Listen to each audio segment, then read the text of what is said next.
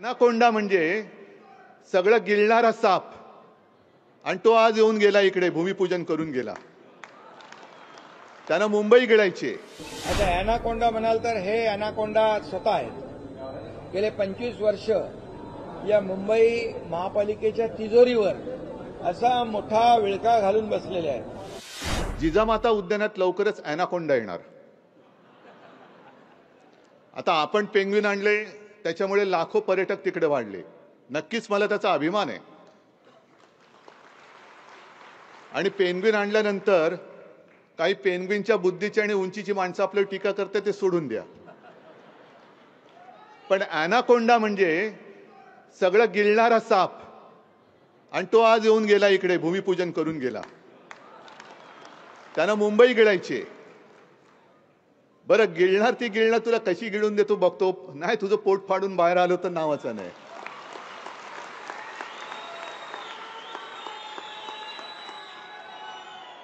बरं भूमिपूजन करायला आलायस ना कर ना. फोड ना नारळ. डोक्यावर फोड नाही तर दगडावर फोड. एकच आहे. पण ते करताना सुद्धा घराण्याशावरती टीका. म्हणजे ह्याचं कार्ट तिकडे क्रिकेट कंट्रोल बोर्डाचा अध्यक्ष झाले ते त्याच्या क्रेडिटने झाले, मेरिटने झाले. आणि घराणेशाही कोणाची? ठाकरेंची. अरे उभा राहून दाखवू समोर.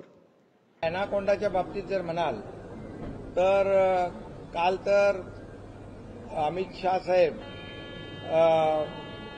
या ठिकाणी इंडियन मेरीटाईम वीकच्या संदर्भामध्ये आले होते आणि त्यांनी या मूळ भूमिपुत्र जे आहेत मुंबईचे कोळी बांधव यांना 2 बोटी दिल्या.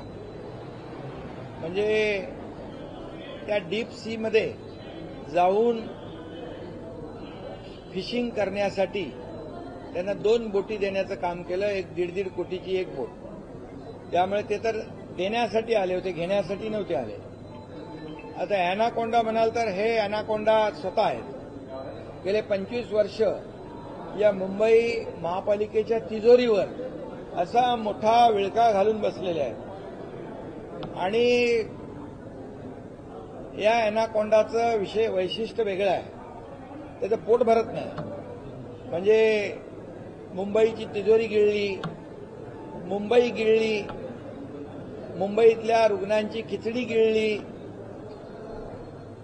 त्याचबरोबर मुंबईचे काही भूखंड गिळले, मिठीतला गाळ गिळला,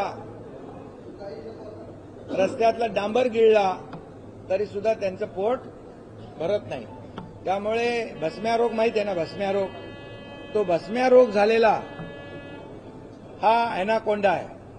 म्हणून मी सांगितलं याचं एक वेगळेपण आहे. हा भस्म्या रोग झालेला अनाकोंडा आहे आणि याचं पोट कधीच भरत नाही, भरणार नाही.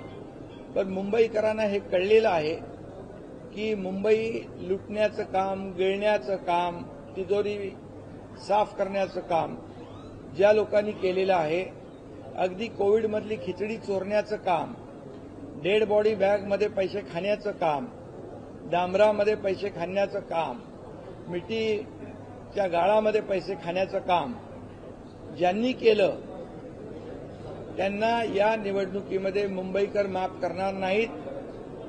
ही भीती त्यांना दिसू लागली आहे. पराभव त्यांना दिसू लागलेला आहे.